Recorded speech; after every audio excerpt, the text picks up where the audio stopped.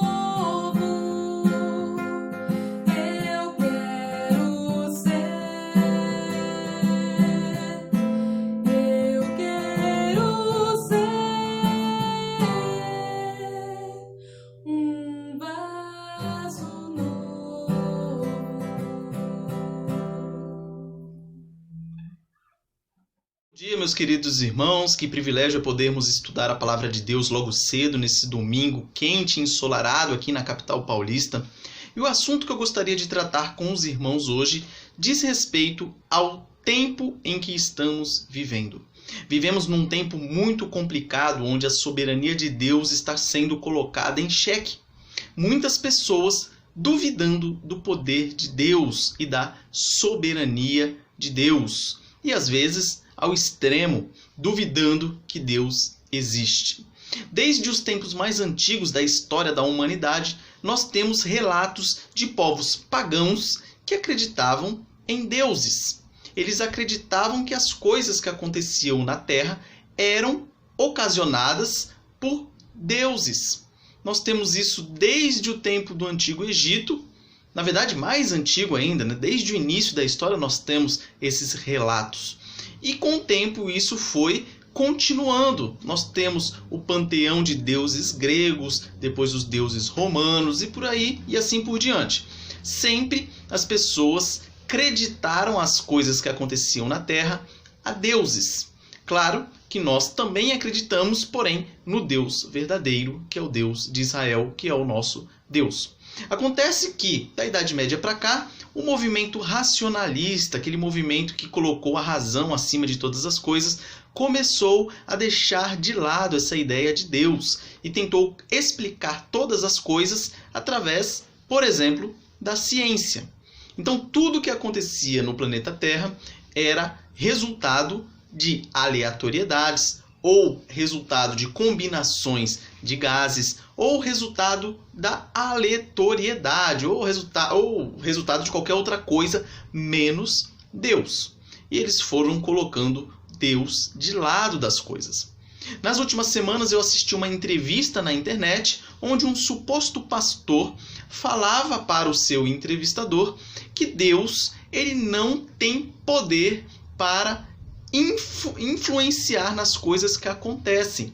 Então ele diz o seguinte: se Deus é amor, como ele pode se manter inerte quando nós vivemos num mundo com desgraças, com mortes, com assassinatos, com terremotos, com furacões, etc. Então esse era o pensamento dele. Deus não pode ser todo-poderoso, porque se ele é amor e ele pudesse fazer alguma coisa, ele faria.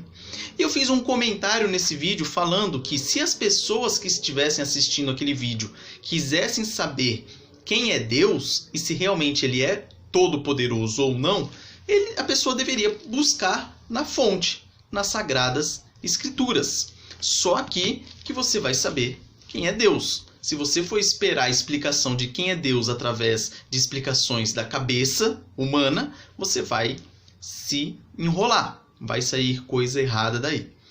E eu recebi um comentário, nesse comentário que eu fiz, de um rapaz que concordava com o suposto pastor e dizia que realmente Deus não é todo-poderoso, tendo em vista as coisas que acontecem no mundo, as mazelas que acontecem no mundo. Inclusive, ele deu um exemplo de um conhecido dele que vivia numa área rural e ele estava dentro da sua casa e um raio caiu e acabou atingindo esse homem e ele faleceu, deixando mulher e filhos.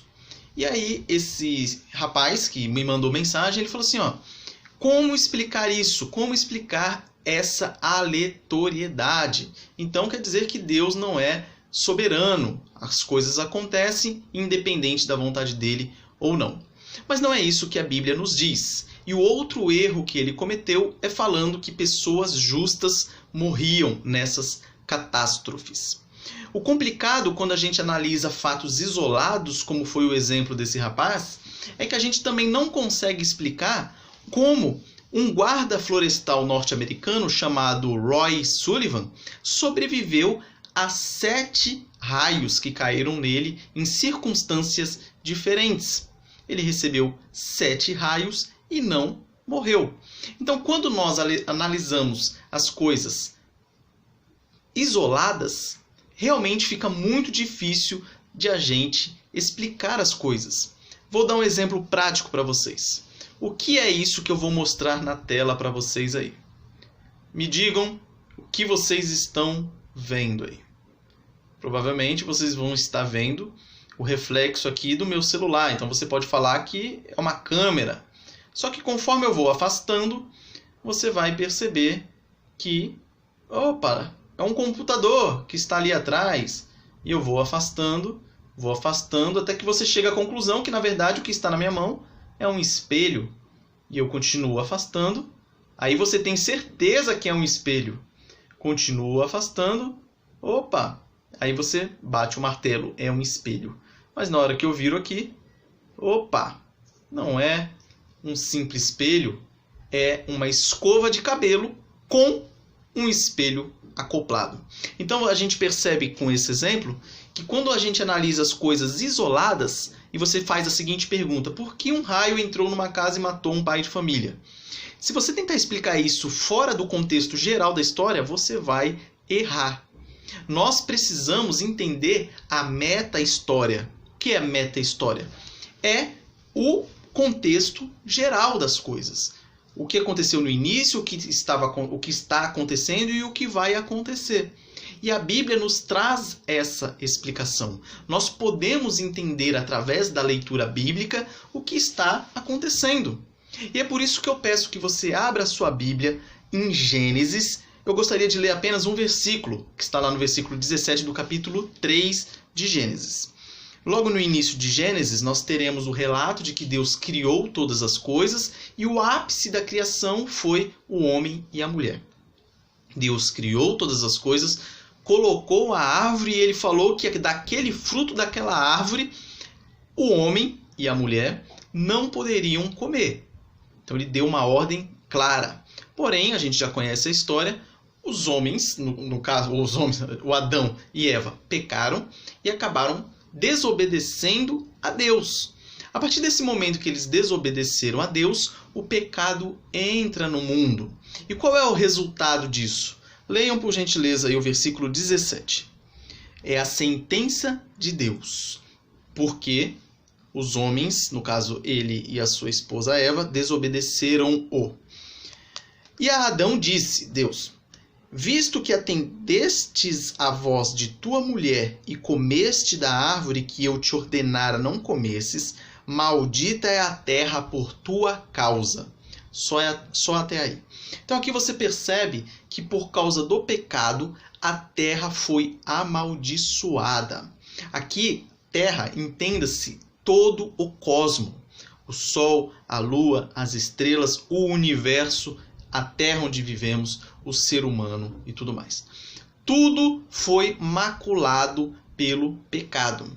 É importante já fazer uma observação aqui, que mesmo tudo estando maculado pelo pecado, ainda vemos beleza na natureza. Isso pela graça de Deus. Então nós ainda podemos admirar um pôr do sol, nós podemos admirar um animal, nós podemos admirar belezas naturais, etc.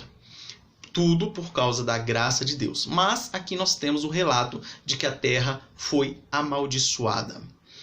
No decorrer da Bíblia, lá em Deuteronômio 28, você vai ter lá relatado as bênçãos decorrentes da obediência a Deus e os castigos da desobediência. Então você vê Deus agindo para punir e para converter as pessoas, porque a punição que Deus utiliza, ela tem esse objetivo de converter as pessoas para Deus e também punir as pessoas. Em Amós, eu peço que você abra também a sua Bíblia, Amós capítulo 4, versículo 10, vai dizer assim: Deus enviando pragas a Israel para que o povo se arrependesse dos seus pecados e voltasse a Deus. Enviei a peste contra vós outros à maneira do Egito. Os vossos jovens matei-os à espada e os vossos cavalos deixei-os levar presos. E o mau cheiro dos vossos arraiais fiz subir aos vossos narizes.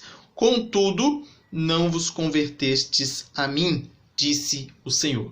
Então aqui nós vemos os castigos de Deus para que o povo se arrependesse, e o povo não se arrependeu e não se converteu e não voltou os olhos a Deus.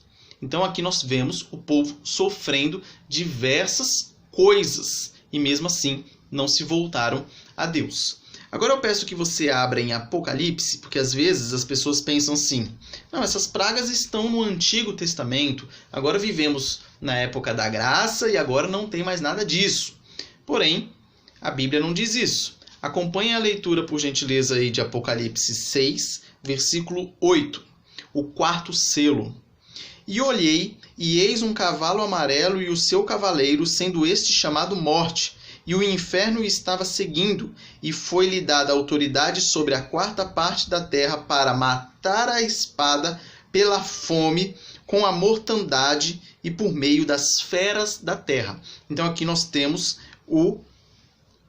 essas coisas sendo aplicadas, esses castigos sendo aplicados na terra. Mas qual é o objetivo?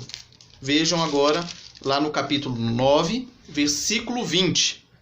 Os outros homens, aqueles que não foram mortos por esses flagelos, não se arrependeram das obras das suas mãos, deixando de adorar os demônios e os ídolos de ouro, de prata, de cobre, de pedra e de pau, que nem podem ver, nem ouvir, nem andar.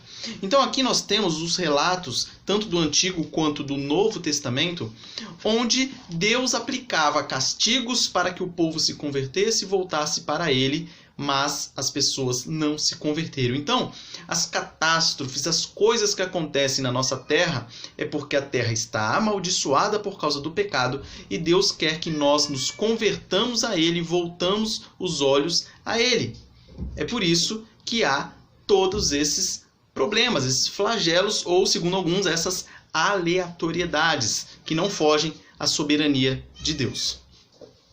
Continuando, em Romanos, com isso nós percebemos que nós vivemos numa terra que foi amaldiçoada por causa do pecado, a terra clama por causa disso, nós percebemos que nós somos corruptos também por causa do pecado, que Deus nos castiga, que Deus utiliza meios para fazer com que nós nos convertamos a Ele. Então nós temos agora um panorama geral, nós sabemos de onde começou tudo isso, nós vimos como veio ocorrendo essas coisas durante os anos e nós agora vamos perceber o que vai acontecer no futuro e como nós devemos viver numa terra em que acontecem essas catástrofes, essas desgraças, por assim dizer, e nós vamos entender quais são essas desgraças. Então eu peço que você abra a sua Bíblia em Romanos, capítulo 8. Nós vamos refletir a respeito dos versículos 17 a 25.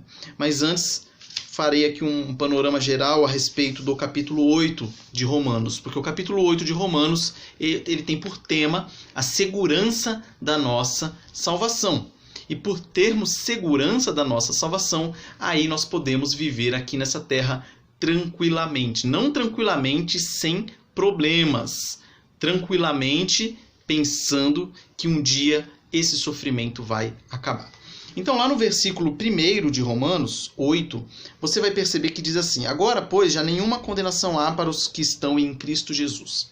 Então aqui já está o livramento para aqueles que estão em Cristo Jesus. Nenhuma condenação há. Então é melhor sermos castigados aqui do que sermos condenados depois.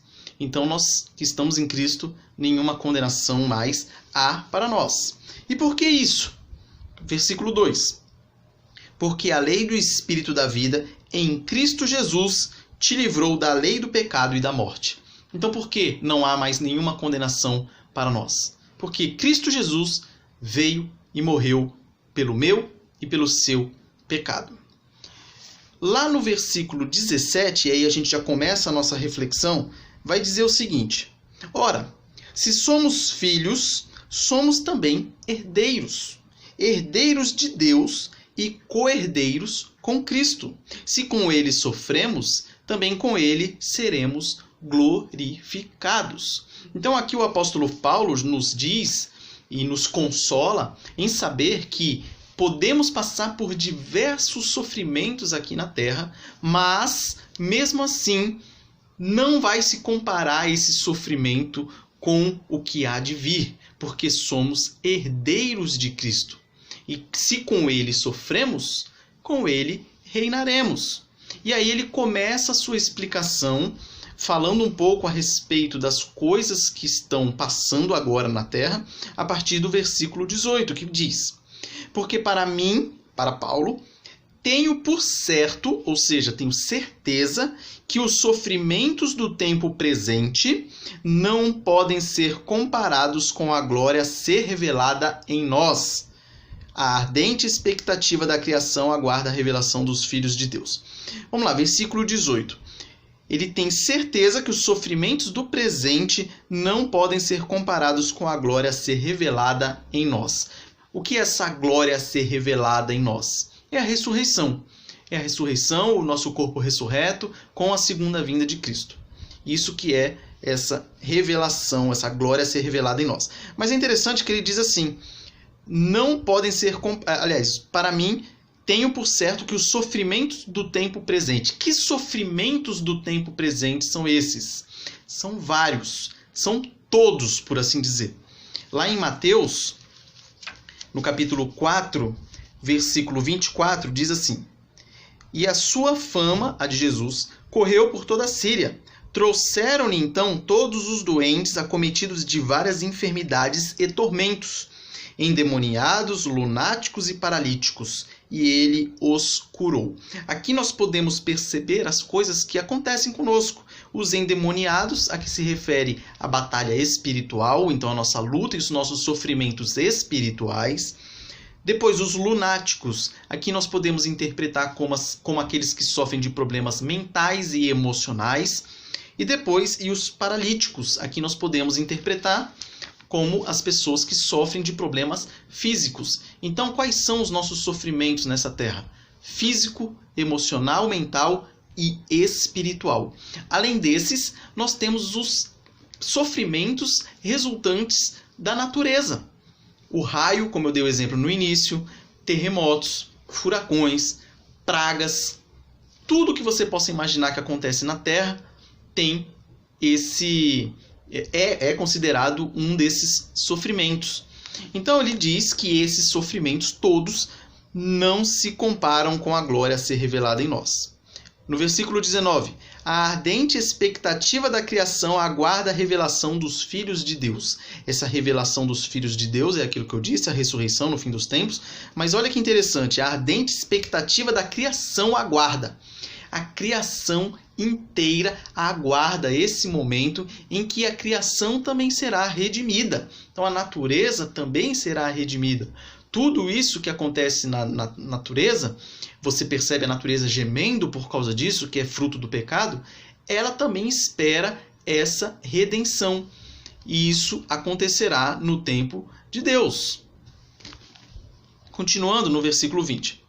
Pois a criação está sujeita à vaidade, não voluntariamente, mas por causa daquele que a sujeitou. Quem a sujeitou? Deus. Sujeitou a criação à vaidade. Podemos interpretar como sendo inutilidade aqui.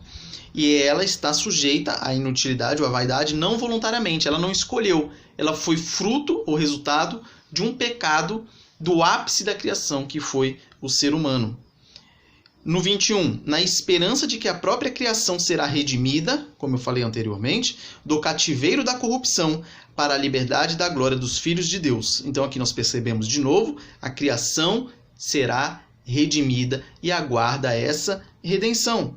Versículo 22. Porque sabemos que toda a criação, a um só tempo, geme e suporta angústias até agora. Então você percebe que toda a criação geme. Toda a criação sofreu por causa do pecado. Todo o cosmo, todo o universo sofreu por causa do pecado.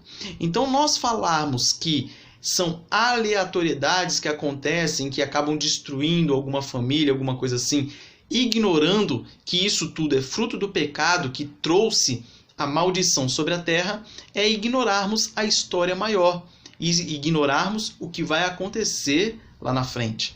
É vivermos focados nesse mundo e acabamos sofrendo por causa disso. No versículo 23, e não somente ela, não somente a natureza, a criação, mas também nós, que temos as primícias do Espírito. Quem é que tem as primícias do Espírito? São os regenerados, são os arrependidos, são os que creem em Jesus Cristo. Então aquele papo de que crente não sofre e se está sofrendo por causa de algum pecado específico que ele cometeu, é balela. Aqui a Bíblia não diz isso. Ela diz que conforme a natureza, da mesma forma que a natureza geme e suporta angústias, nós também. É o que ele diz, que temos as primícias do Espírito. E igualmente gememos em nosso íntimo. Então, o crente pode gemer de dor, de sofrimento. Não tem essa de que o crente ele é o super-herói que não passa por sofrimento e não passa por problemas na vida. Passa sim e pode gemer, aguardando a adoção de filhos, a redenção do nosso corpo. Esses dois termos aqui no final do versículo 23 são sinônimos, né? Aguardando a adoção de filhos, a redenção do nosso corpo, e se refere à ressurreição também, ao nosso corpo renovado e ao nosso viver com Cristo a partir de então na glória. Versículo 24. Porque na esperança fomos salvos. aqui poderia ser interpretado da seguinte forma: porque somos salvos na esperança. Isso quer dizer o quê? Que, ora, a esperança que se vê não é esperança, pois o que alguém vê, como espera? Então nós cristãos vivemos esperando a redenção. Nós vivemos aqui nessa terra sofrendo, mas com olhos na eternidade. Como o apóstolo Paulo disse no início, que não se comparará ao sofrimento em que passamos aqui. Pense aí comigo, se você viveu ou vai viver 120 anos, o que é 120 anos de sofrimento comparado a uma eternidade junto a Cristo? Não tem comparação. É um tempo muito pequeno de sofrimento para uma glória tão grande. E ele encerra o versículo 25 dizendo: mas se esperamos o que não vemos, com paciência o aguardamos. E é isso que eu queria deixar hoje para você, a questão da paciência. Não importa se você está sofrendo agora, sofrimento físico, sofrimento psicológico, sofrimento espiritual, sofrimento por causa de alguma desgraça da natureza, algum terremoto, algum desmoronamento, alguma inundação, qualquer coisa desse tipo. Não importa a desgraceira que está acontecendo na sua vida, tenha em mente que esse sofrimento um dia irá terminar. E não vai se comparar com a glória que teremos. Então, por isso que nós, como cristãos, devemos aguardar com esperança. Porque, como o apóstolo Paulo diz, na esperança fomos salvos. Isso é importante que nós tenhamos na nossa cabeça. Olha o que diz na continuação, no versículo 28 do capítulo 8, olha que importante sabermos disso. Sabemos que todas as coisas cooperam para o bem daqueles que amam a Deus, daqueles que são chamados segundo o seu propósito. Percebam que todas as coisas cooperam para o bem, até o sofrimento, até as coisas ruins que na nossa visão estão acontecendo, mas como nós não temos aquela visão panorâmica da história, Deus sim tem, nós não. Então, às vezes, no momento nós não entendemos aquele sofrimento em que estamos vivendo, mas lá na frente entenderemos. No versículo 35 a 39, ele encerra esse capítulo 8 dizendo: quem nos separará do amor de Cristo? E ele vai concluir que nada nos separará do amor de Cristo. É importante que nós tenhamos isso muito claro na nossa mente. E qual a conclusão que nós podemos chegar de toda essa explanação? Quando nós sabemos da recompensa que virá, nós aturamos bem os sofrimentos. Eu vou dar um exemplo muito prático aqui. Existem cursos dentro das Forças Armadas que são cursos altamente exigentes, psicologicamente e fisicamente. E todo mundo que gostaria de fazer esses cursos vão cientes disso. Eles vão cientes que eles irão sofrer. Mas o que faz com que eles não desistam do curso? A glória do final do curso. Poder ostentar, por exemplo, um brevet de que ele concluiu aquele curso onde poucas pessoas conseguem concluí-lo. E também aquela imagem de que ele poderá atuar num local onde poucas pessoas têm capacidade para atuar. Então, todo aquele sofrimento durante o curso dele não é nada comparado à glória que ele terá ao fim do curso. E temos que ter isso em mente para que nós possamos suportar também os sofrimentos aqui nessa terra, sabendo que a glória virá. Essa é a primeira conclusão. Segunda conclusão: as aflições aprofundam a nossa intimidade com Deus. Quantas vezes você já deve ter ouvido da Europa, que agora está se descristianizando, por assim dizer, está diminuindo a quantidade de cristãos na Europa, sendo que é um dos locais do mundo onde supostamente tem menos problemas, menos sofrimento. Então, como explicar que a pessoa com menos sofrimento, ela se afasta de Deus? E em locais onde há muito sofrimento, as pessoas buscam a Deus. É justamente por isso. Porque o sofrimento nos faz nos aproximarmos de Deus. Eu lembro de uma história muito interessante que certa vez eu ouvi, de um pai andando com seu filho pela rua. E o seu filho saía correndo, brincando, correndo, caía no chão, corria para lá e para cá. Ia cada vez se afastando mais do pai. E o pai indo atrás só de olho. E o filho lá, abusando, e subia nas coisas, e pulava, e rolava no chão, comia areia e tal. Em determinado momento, esse menino viu um cachorro Rottweiler gigante que veio na direção dele. O que esse filho fez? Primeiramente, travou. Parou, ficou esperando o cachorro vir e falou, esse cachorro vai me pegar. Depois o que ele fez, esse menino? Virou as costas, saiu correndo e abraçou a perna do seu pai. O que isso significa? Que você, quando está tranquilo, por assim dizer, a tendência é você se afastar de Deus. Mas na hora que você vê o perigo, você corre de volta para os braços do Senhor. É o que fez esse menino ao fugir do cão e procurar proteção na perna do pai dele, ou junto ao pai dele. Então essa é a segunda conclusão que nós chegamos, que os sofrimentos fazem com que nós nos aproximemos de Deus.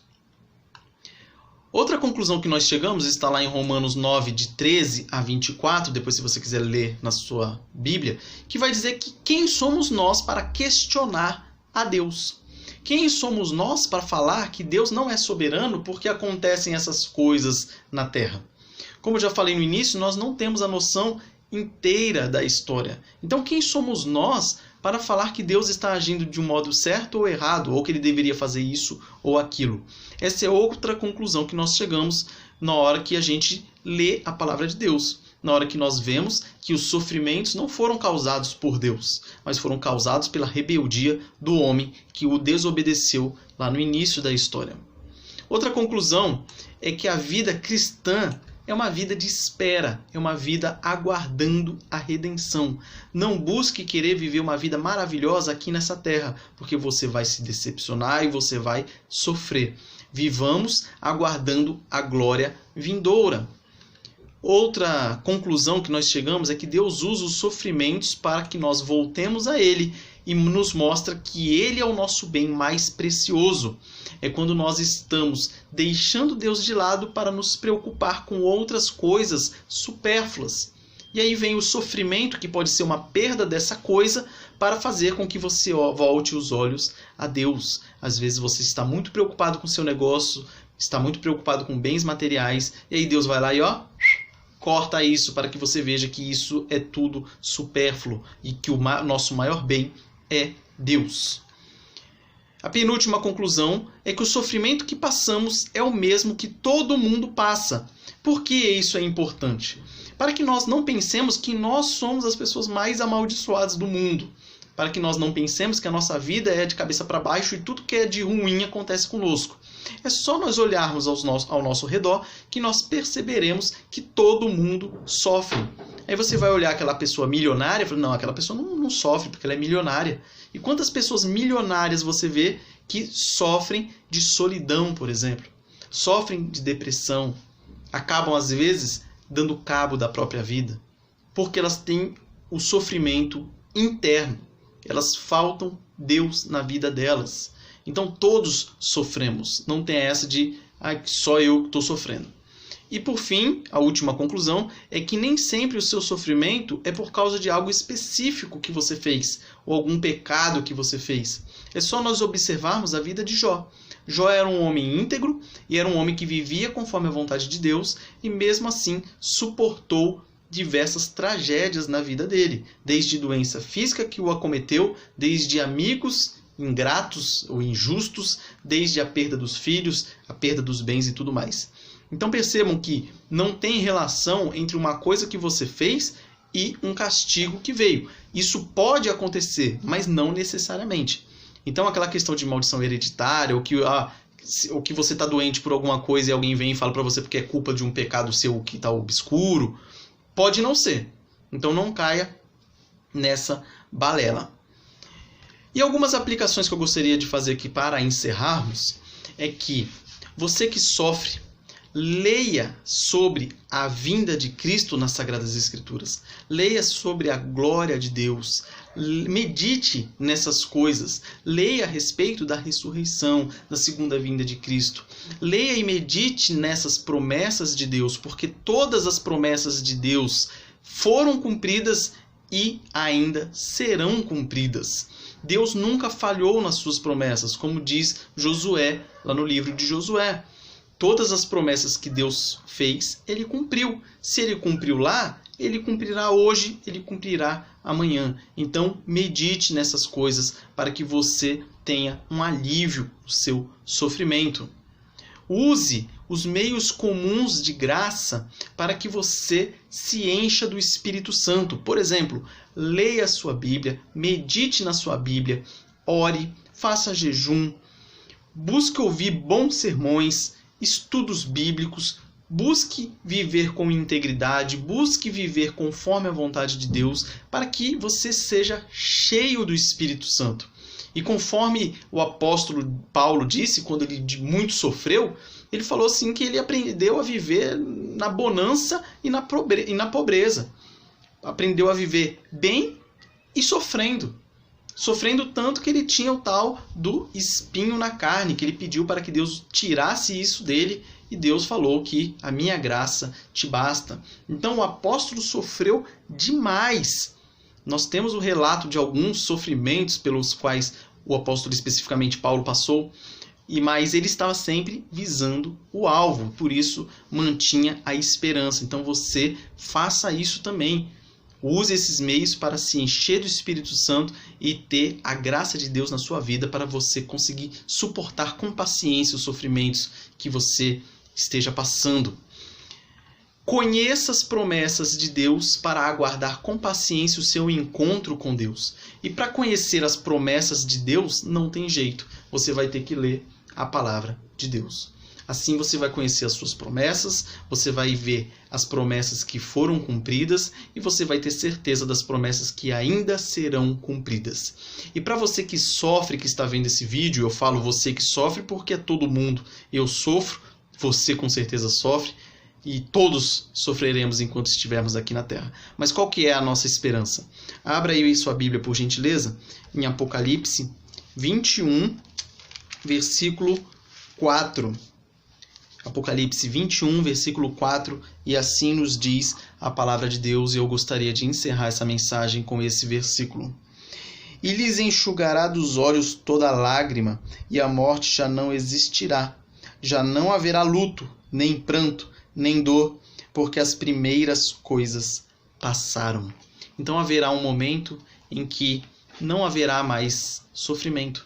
Então tenha paciência, espere no Senhor, derrame as suas aflições nos pés de Cristo e aguarde com paciência o retorno de Jesus Cristo e a nossa vida eterna.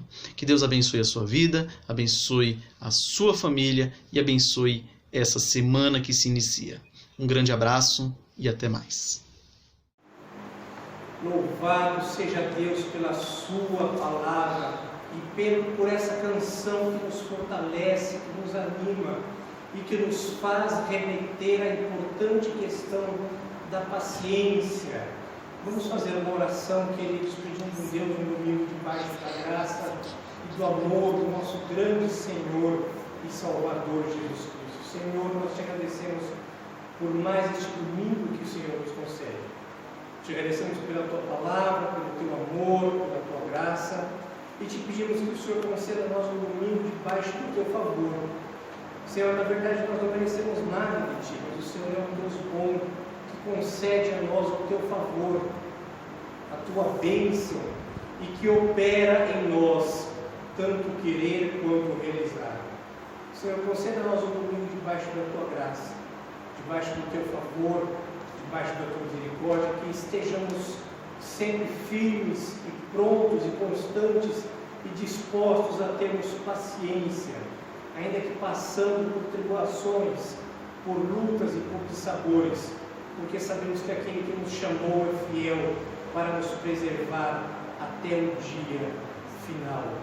E que o seu grande amor, o amor do nosso maravilhoso Pai, A graça de nosso soberano Salvador Jesus Cristo e a comunhão e consolação do seu Santo Espírito esteja sobre vós e sobre vós permaneça, não somente hoje, mas para todo sempre.